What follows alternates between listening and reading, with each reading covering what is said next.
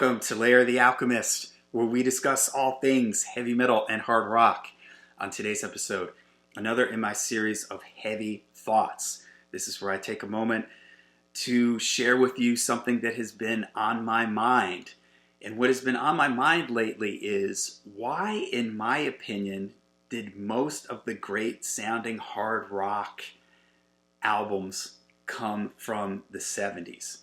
Now, I'm talking strictly audio quality here. The sound quality, the production, the overall sonics of an album. Why did most of the great sounding records, in my opinion, come from the 70s? When I think of great sounding records, I think of the things that immediately come to mind are like Dark Side of the Moon, Bat Outta Hell from Meatloaf, I, Robot from the Alan Parsons Project, Sgt. Pepper, Abbey Road, I could go on and on with all these great sounding, Machine Head by Deep Purple, all these great sounding albums that came out of the 70s.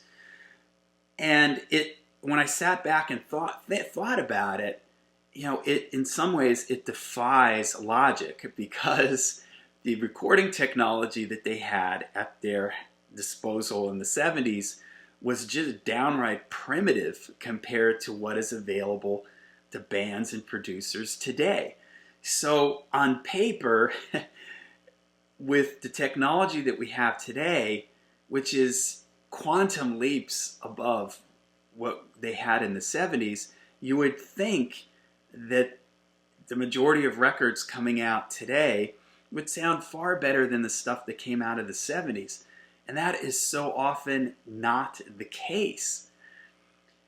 And in my opinion, there's a couple reasons for why that is, when I sat back and really thought about it. One of them is how the bands in the 70s recorded. Bands in the 70s tended to record live. Now, back then, they were recording onto tape. And depending on the era, for instance, Sgt. Pepper was recorded on what's called a 4-track. A 4-track means that there's 4 available tracks for you to record on. You can put whatever you want on each track. You get your 4, you mix it together. There were other ways to open up other tracks, but for the most part, you had 4 tracks to work with. And you hear what an amazing record Sgt. Pepper is. So because of the, quote, limitations of what they had back then, they had to be more creative, and they had to record more stuff live on the floor, if you will. Speaking of the Beatles, there's a documentary getting ready to come out about them recording the Let It Be album. And you can see them just sort of sitting around in a circle and like working on things and, okay, hit record, and then they just go for it, The same thing with the Stones. There's a video of them working up Sympathy for the Devil, and you just see how they're just sitting in a room, and eventually they just go for it until they get a take.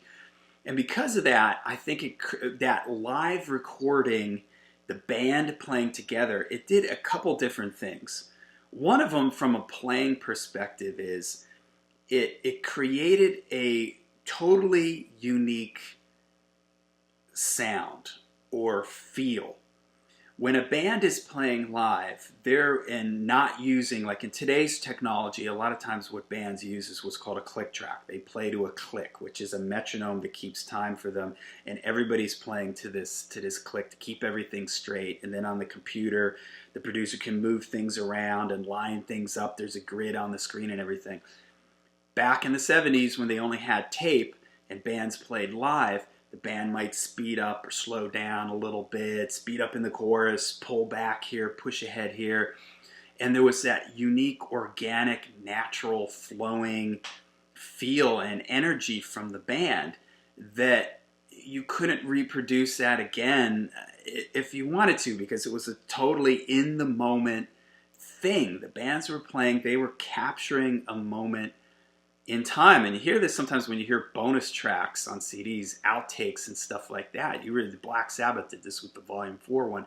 You hear the outtakes, and each time they did the song, maybe the tempo was a little bit different, or it just felt a little bit different, and that added to the uniqueness of the recording. And also the way, because the bands were recording live, often what they would do, and you can see this in the Beatles video and in the Stones video I was talking about, they would just put their amplifiers, the drums would be in the middle, the amplifiers would be sort of separated. They might have like a baffle, a wall set up so that there wasn't too much, bleeding over from the drums into the microphone on the guitar amp. But basically, because they were recording live, they were also capturing the ambience and the sound of the room that they were in. So the Beatles would record in Abbey Road Studios, and that's a famous studio because back then, where you recorded played a huge part in the sound of your record, because when you recorded, you were getting the sound of the room. The drum mics that are hanging up above, they're picking up the sound hitting the walls. Because they're playing live, the drums, I remember Jimmy Page talking about this, how you could hear a little bit of the guitar amp in the microphone for the kick drum on Bonham's kit. You could hear a little bit of Bonham's snare bleeding through on the bass guitar microphone on his speaker. And that was totally cool because, like he said, it created the ambience and this sense of openness. So back then, bands were getting the sound of the rooms that they were in. So these are all things that, you couldn't reproduce these things if you tried. Even if you went into Abbey Road Studios and used the same instruments that the Beatles used and the same mixing board, it still wouldn't sound the same because you have so many variables. Maybe the temperature in the room, how old the cables are on the microphone, how old the mixing board is, how old the strings are on the guitar. These are all like parts of an equation that are constantly changing as the band's playing. The sound in the room is changing. The amplifiers are getting warmer and their sound is changing. Nowadays, with computer technology, you almost remove all those X factors, all those random variables. And it was those random variables, in my opinion, that gave all these recordings their great, unique, warm, open, individual sounds. But with computers, you're removing a lot of that. First of all, bands don't play live a lot anymore. Nowadays, with technology, the guitar player can record his parts in one country, the drummer can be in another. They record them on their own personal computers. They send the files to a producer. He puts it on a grid. He uses, inside the computer, there's amplifier simulators. The drummers are triggered drum sounds a lot of times, so the sounds are really coming from the computer. So there's none of this room sound. There's none of the sound of that unique microphone on that amplifier, or just all these X factors and these unknown variables. All that's been taken out of the equation, and it also, when you take all these things out, in my opinion, this is why, in my opinion, a lot of modern recordings sound so samey, if that's a word. They sound so much the same, or as a band goes through each album, the albums sound not really any different from each other. Whereas think about the difference between all the Led Zeppelin albums, all the Pink Floyd records, all the Rolling Stones records, or the Beatles records. They're the same band, and even a lot of times, like the Beatles, they recorded in the same studio, but it never sounded the same because all these random variables floating around out there. And with modern technology, you're taking away almost all those variables. And in theory, you're thinking you're more in control of the sound, but in my opinion, it was all that randomness and all that ambience and the environment playing into it that created these unique, great sounding records. And nowadays you get so many bands that one album to the next, the drums sound exactly the same, the guitar sounds exactly the same, and band to band. I did a video on why do so many bands sound the same, and I think part of this is this reason, is that people are recording on computers where the drum sound that this guy's using is the same drum sound that some other producer's using, and they're all using amplifiers, simulators, and all this other stuff, and none of it is live, and there's no guitar bleeding into a snare drum mic. You don't have any of that anymore.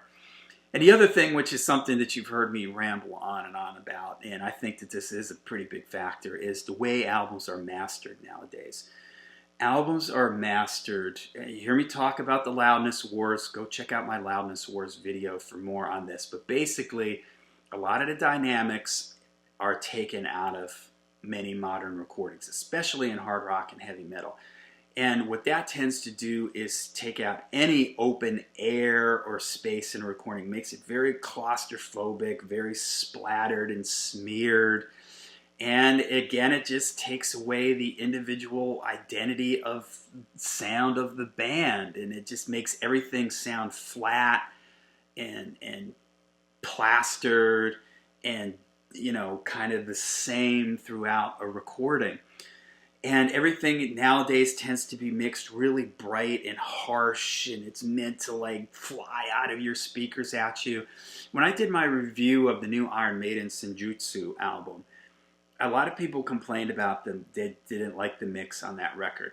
And it was after I did that review that I was listening to the record, and then I threw on Jethro Tull's Thick as a Brick on my turntable, and I was like, they sort of lined up with each other.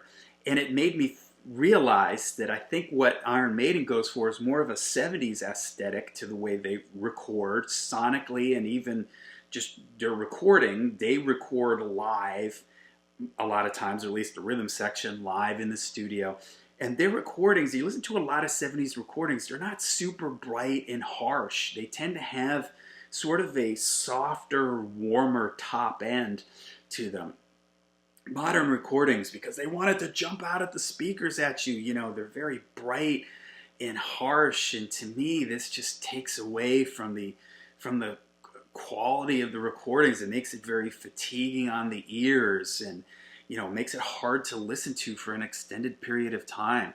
So that's another reason that, in my opinion, a lot of modern recordings don't sound that good. In the 70s, they tended to record things more warmer and more mellow. And again, the equipment they were using back then were more real soundboards with tubes in them and stuff like that, which added to this sort of warm, softer sound of, and that doesn't mean, that you still didn't have aggressive, like Machine Head. To me, that's not a harsh sounding album, but it rocks. It rocks hard, and the guitar sounds great on it. The bass sounds aggressive. The drums are slamming, but it's not like a bright, harsh sounding recording. When I put that vinyl on, it's got a nice, warm, punchy sound to it that so much modern recording, just for me, lacks. All right, there you go. Heavy thoughts here. Why, in my opinion, most of the best sounding recordings in hard rock came from the 70s. And that's not to say that there aren't good recordings that come out today. There are, but in my opinion, the golden age of recording hard rock is the 70s. Let me know in the comments down below if you agree with me or not. Again, there's a lot of great recordings that have come out in the last 20 years. Let me know your opinion on some great sounding albums that maybe have come out recently. What do you think about my premise here that the best stuff came out of the 70s? Do you agree with that, or do you disagree with it? Maybe it's just me, because when I started listening to music, this is a lot of what I was listening to. Stuff like Van Halen 1. I mean, that's a perfect example of an album that is a 70s album captured live in the moment, that if it was done in today's age, it wouldn't sound the same. It would have taken some of the soul and life out of it, and it wouldn't have worked. That's a great example of an album that could have only been recorded in the 70s.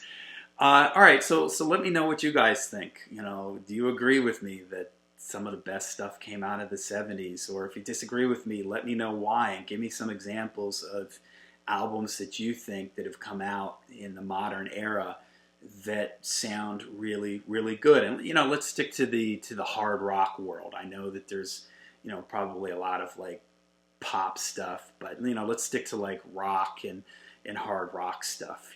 Give me some examples of modern stuff that you think sounds really good. All right, let me know what you think of my heavy thoughts here in the comments down below. And until we see you again, make sure you rock hard, ride free.